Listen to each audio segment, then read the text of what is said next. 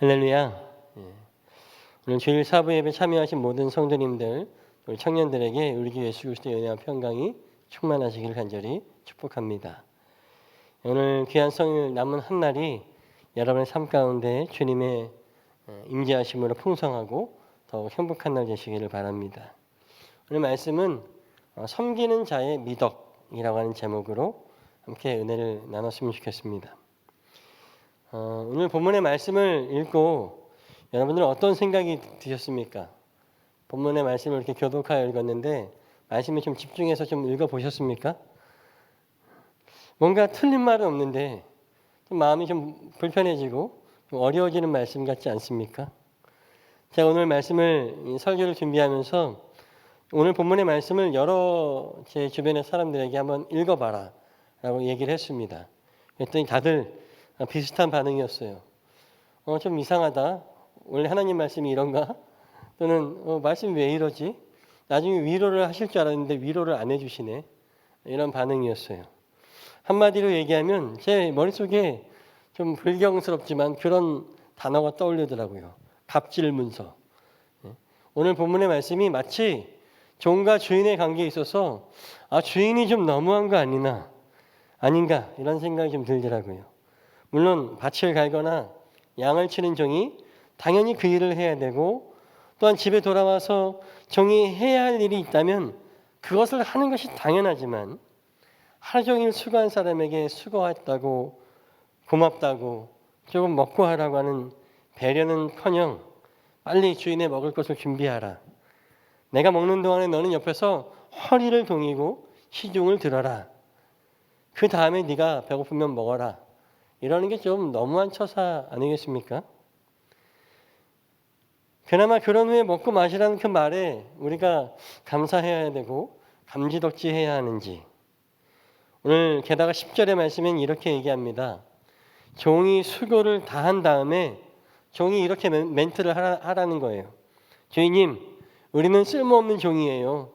우리는 마땅히 해야 할 일을 하였을 뿐인걸요. 칭찬해 주지 마세요. 이 말은 제가 각색한 겁니다. 이런 멘트를 하라는 거예요. 정말 요새 정서로 현대인의 우리 한국 사회 정서로 이 성경 본문을 읽으면 정말 갑질 중에 갑질처럼 느껴지는, 좀 읽고 나면은 마음이 좀 더 무거워지고 답답해지는 본문 같습니다. 왜 주님께서는 이런 말씀을 주셔서 우리를 어지럽게 할까요? 저는 항상 우리 사부 예배 또 우리 청년들과 함께 나누는 예배는 제가 본문을 선택하는 것이 아니라 성서 일과에 따른 본문 가운데 하나를 정해서 설교를 준비합니다. 왜냐하면 제 의지대로 여러분들에게 제 입맛에 맞춰서 오늘은 이 말씀 해야지 저 말씀 해야지 하고 싶지 않기 때문에 주님이 주시는 말씀을 하고 싶어서 그렇게 하는데 이번 주간에 좀 후회가 됐습니다. 이거 게다가 우리는 사부예배는 우리 청년들이 많이 참여하는데 청년들이 이 말씀을 듣고 뭐라고 생각할까? 저의 마음에도 시험이 왔어요. 주님, 과연 이 말씀이 어떤 의미입니까? 게다가 요새 젊은이들에게 제가 어떻게 이 말씀을 전할 수 있겠습니까? 이런 말씀을 계속 머릿속에 띄어올리고 되뇌이고 묵상했습니다. 제가 평소에는 잘 보지 않는 성경 주석도 한번 찾아봤습니다. 대부분의 내용들이 그저 종은 겸손해야 된다 이런 메시지고, 심지어 어느 주석서는 이 본문의 내용은 7절부터 10절은 아예 다 스킵했습니다. 아예 넘어가서 얘기를 안 해요. 그분도 이야기하기가 힘들었던 것 같습니다. 그런데요, 단순히 이 본문을 넌 종이니까 난 주인이니까 너는 겸손해야 돼, 내가 시키는 대로 해야 돼, 대접받을 생각은 하지 말고 네 할 일이나 잘해라 라고 정의하기에는 이 말씀이 오늘 살고 있는 현대 크리스찬들에게, 젊은이들에게 과연 하나님의 음성으로 다가올 수 있는지 생각해 봐야 되겠습니다. 말씀을 묵상하는 가운데 마음이 복잡해졌어요. 그러다가 종이라고 하는 단어의 그 표현에 다시 한번 집중했습니다. 종은 헬라어로 둘로스라고 얘기합니다. 그리고 이 표현은 성경 전반에서 그리스도의 종이라고 자신을 설명하는 바울이나 모든 종들에게는 이 둘로스라고 하는 말이, 이 표현이 사용됩니다. 그게 둘로스라고 하는 말의 1차적인 의미는 노예, 주인의 소유, 소유물이라는 뜻을 갖고 있습니다. 당시 문화 안에서 종은 우리가 생각하는 어떤 인격체, 어떤 사람의 개념보다는 주인의 소유물로서 양을 치는 종, 밭을 가는 종 등 그 역할을 하는 것으로 더 인식되었다라고 하는 거예요. 물론 오늘의 우리의 인권 개념에서는 이 노예 제도를 인정하기도 어렵고 이러한 비유가 과연 오늘 우리에게 적당한가를 생각할 수도 있지만 누가복음이 기록되어진 시점과 당시의 독자들은 약 2000년 전의 사람들이었다고 하는 거예요. 지금 2000년 후에 우리가 읽고 있지만 이 말씀이 쓰여진 대상은 약 2000년 전의 사람들에게 이해하라고 주신 말씀이라고 하는 것을 염두에 두고 이 말씀을 묵상해 보았습니다. 따라서 오늘 본문의 비유의 말씀을 종이라고 하는 개념을 우리가 생각하는 어떤 사람, 인격체라고 하는 개념보다는 소유나 역할의 개념으로 조금 더 집중해서 볼 때에 본문이 의미하는 바는 조금 더 명확해집니다. 어떤 역할을 가진 소유에 대해서 그 소유가 해야 되는 그 역할에 대해서 기대하는 것은 그 역할 그 자체라고 하는 겁니다. 그 이상도 그 이하도 아니라고 하는 거예요. 밭을 갈아야 되는 이는 밭을 가는 것이 그들의 역할이고 주인을 시중 들어야 되는 것은 바로 그 사람의 역할이라고 하는 것입니다. 그 역할을 잘 감당하는 그 소유물 둘로스는 다시 말하면 주인에게 반드시 필요한 존재이고 결코 버릴 수 없는 존재라고 하는 것을 우리가 깨달을 수 있습니다. 이런 거죠. 예를 들어서 병을 고치러 의사한테 갔는데 이 의사는 사람을 잘 못 고쳐요. 시계를 잘 고쳐요. 의사가 필요 있겠습니까? 의사는 의사의 역할을 잘 해줘야죠. 의사로서의 그의 가치는 0점입니다. 의사 면허를 박탈해야 될 만한 그런 상황인 거죠. 또 바가지가 있는데 바가지가 매번 물이 샙니다. 고쳐서 써도 매번 물이 샙니다. 주인은 어떻게 하겠습니까? 화가 나서 바닥에 던져버리겠죠. 저는 이 말씀을 둘로스라고 하는 이 종의 개념을 주인의 소유물이라고 하는 그 소유의 관점을 봤을 때 주님께서 이 비유를 통해 주님의 종이자 주님의 소유된 우리에게 진정으로 원하시는 것은 너희가 감당해야 될 역할, 그 역할은 그 이상도 그 이하도 너희가 해야 할 것만 바르게 하라라고 가르쳐 주시는 말씀인 것 같습니다. 그것만으로도 충분하다고 하는 그 말씀이라고 하는 것을 깨닫게 되는 것이죠. 그리고 그 역할을 잘 감당하는 종, 둘로스, 소유물은 결코 그 주인의 손에서 주인의 품에서 떠나지 않을 것이라고 하는 것을 가르쳐 주고 있습니다. 저에게는요, 예전에 저의 손과 저의 품에서 항상 떠나지 않던 것이 있습니다. 오늘 제가 설교를 하려고 그걸 찾아냈어요. 근데 올라왔을 때 또 놓고 왔어요. 여러분 아이팟이라고 혹시 아십니까? 아이팟? 애플에서 나온 아이팟이라고 하는 거. 예, 제가 오늘 설교를 준비하면서 막 찾았거든요. 이걸 한번 보여주면서 설교를 해야지. 근데 또 놓고 왔습니다. 근데 그 아이팟이라고 하는 거 아이폰이 있기 전에 그것이 먼저 있었죠. 사용해보거나 보셨던 기억이 있었을 것 같습니다. 한때 그 아이팟은 저의 귀마개를 담당해 왔습니다. 항상 저의 귀에 이어폰이 꽂혀 있었고 그 아이팟은 저의 귀와 마음을 이롭게 하던 친구였어요. 근데 어느 날 그 친구에게 이상한 신호가 왔어요. 이 친구가 한번 꺼지고 난 다음에 다시 켜지게 되면 얘가 정상으로 돌아오는 게 아니라 초기화가 되는 겁니다. 이상하다. 그래서 다시 컴퓨터에 연결해가지고 처음부터 다시 세팅하고 음악을 넣고 막 1시간을 끙끙거리면 다시 원상 복구됩니다. 아휴, 다행이다. 애플은 AS가 비싼데. 다시 좀 듣습니다. 내일 들어야지 딱 껐는데 다음날 켜니까 다시 초기화가 되어 있습니다.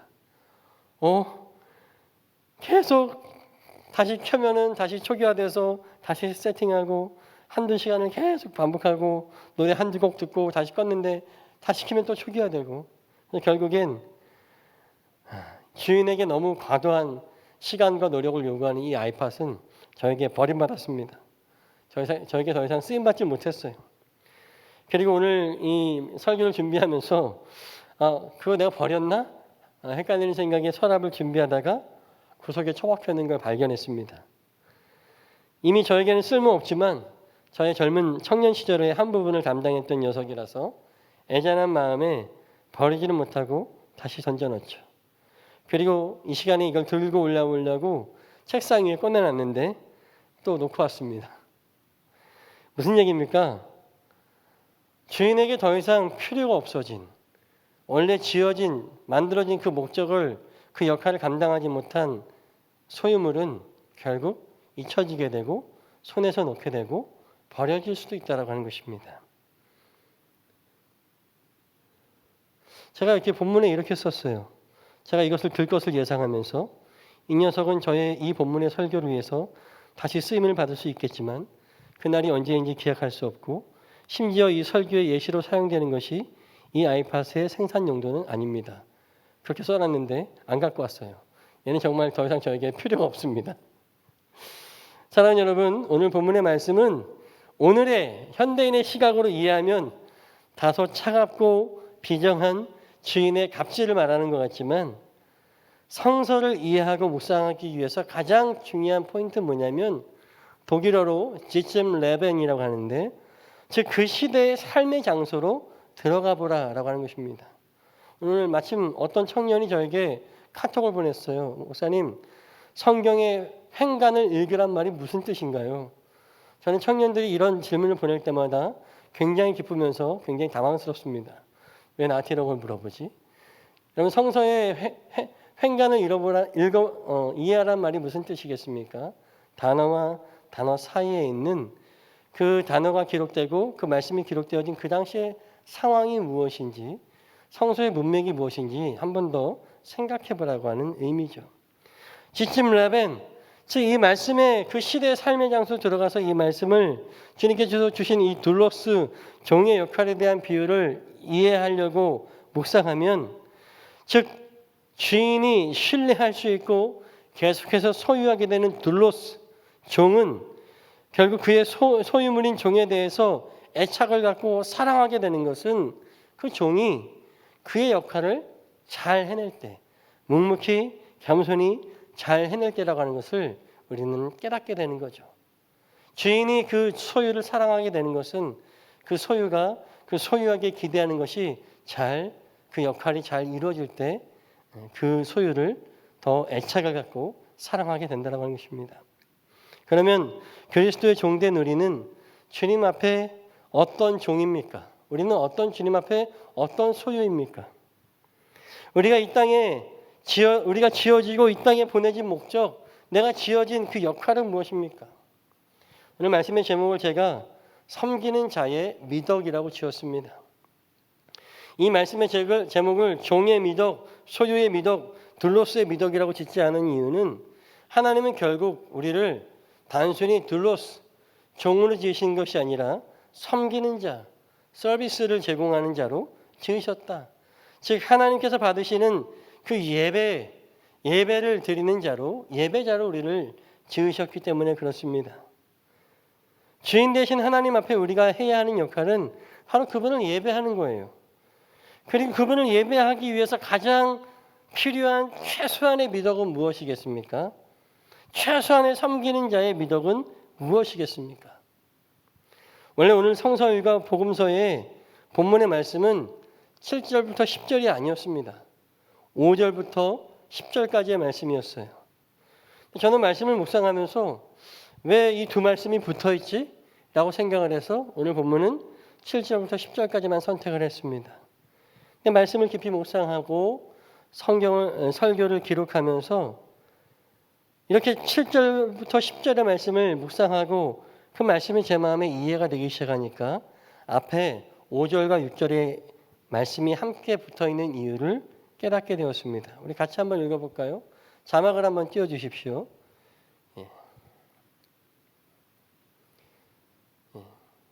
한번 같이 한번 읽어보겠습니다. 시작. 사도들이 주님께 말하였다. 우리에게 믿음을 더하여 주십시오. 주님께서 말씀하셨다. 너희에게 겨자씨 하나만한 믿음이라도 있으면 이 뽕나무더러 뽑혀서 바다에 심기어라 하면 그대로 될 것이다. 아멘.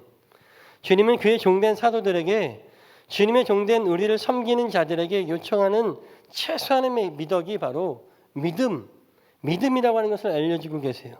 그것도 어떤 믿음이냐? 겨자씨 한 알만한 믿음이면 된다라고 말씀하십니다.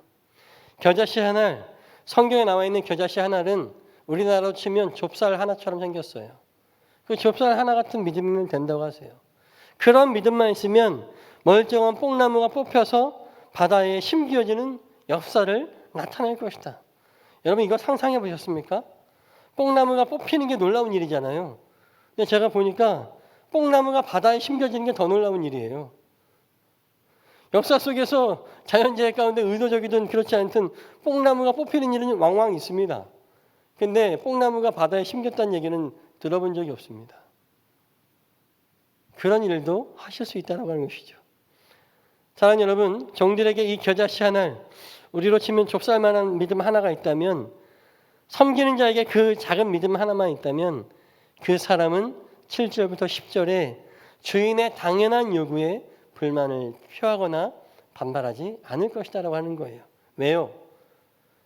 나에게 종의 역할을 요구하시는 그 주인은 비정하고 매정한 갑질하는 주인이 아니라 그분은 의로우신 분이시고 사랑이 많으시고 인의로 그의 종을 대하는 분인 것을 신뢰하기 때문에 그렇습니다.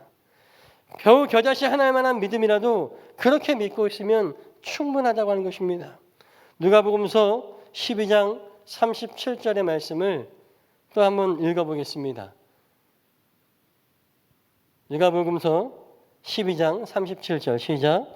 주인이 와서 종들이 깨어 있는 것을 보면 그 종들은 복이 있다. 내가 진정으로 너희에게 말한다. 그 주인이 허리를 동이고 그들을 식탁에 앉히고 곁에 와서 시중들 것이다. 아멘. 사실 누가복음서에서 말씀하고 있는 주인 하나님은 이러한 분이십니다. 자신의 역할을 성실히 감당하는 자신의 소유물인 종들을 오히려 기특하게 여기시고 네가 이 밤에도 깨어서 나를 기다렸느냐. 오히려 주인이 허리를 동이고 종들을 주인의 식탁에 초대해서 먹고 마실 수 있도록 주인이 시중을 들어주는 그분이 바로 우리 하나님이시다라고 하는 것입니다. 그런 주인에 대해서, 그런 하나님에 대해서 단 한 알의 겨자씨와 같은 믿음이 있다면 오늘 우리가 읽었던 7절부터 10절의 말씀이 결코 매정하게 느껴지지 않을 것입니다. 주인이 요구하는 것은 한 가지예요. 내가 너를 오랫동안 손에 품을 수 있도록, 내가 너를 오랫동안 나의 품에 품을 수 있도록 너의 역할을 잘 감당해 주길 바란다.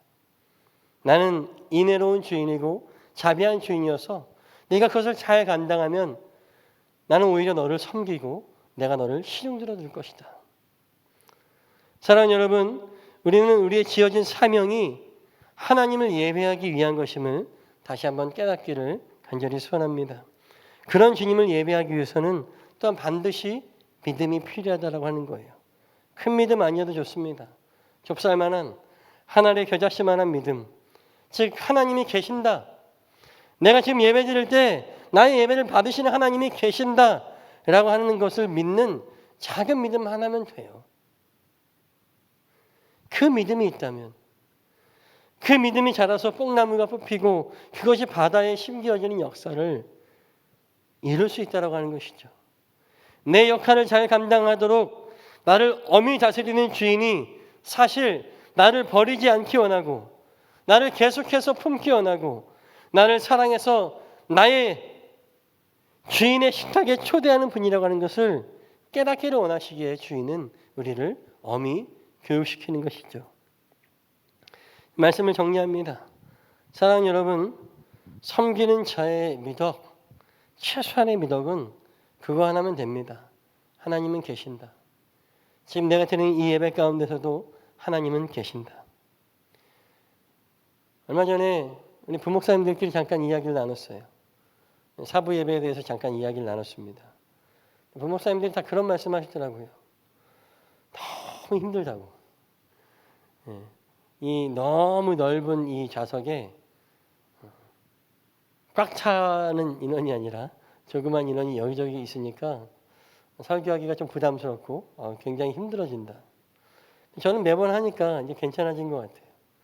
근데 오늘 찬양하면서 제가 오늘 희종 형제를 이렇게 계속 언급하는 이유는 너무 찬양 인도가 아직은 투박하지만 그 마음의 진심이 너무 와닿았어요.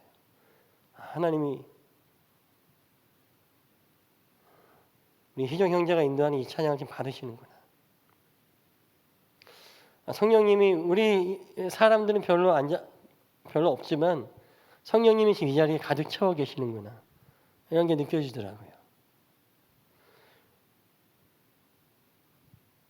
우리 예배를 많은 인원이 아니지만 이 드리는 이 예배를 하나님이 여기 계셔서 우리의 모든 입술의 고백과 우리의 움직임과 손짓과 모든 것을 섬세하게 다 보시고 받으신다라고 하는 분명한 확신이 저에게 왔습니다. 사랑하는 여러분, 그거면 됩니다. 우리는 지금 화공에 외치는 것이 아니라 제가 설교하는 이것이 여러분들이 너무 멀리 앉아서 코앞에서 떨어지는 것이 아니라 하나님이 이 자리에 계셔서 우리를 매개하시고 우리가 서로 통하게 하시고 한 은혜, 한 감사를 누리게 하시는 하나님이 이 자리에 계시다라고 하는 것을 그거 하나만 믿는 믿음만 있으면 그것이 우리가 가져야 될 최소한의 미덕이라고 하는 것입니다. 그 믿음에서 시작해서 나의 연약함과 모든 것도 오히려 내가 주님의 식탁에 초대하는 주인의 식탁에 초대하시는 그 하나님을 위해서 나는 이제 다 쏟아 놓을 수 있습니다. 라고 하는 참 성도, 참 예배자가 되시는 우리 모두가 되시기를 주의 이름을 간절히 축원드립니다.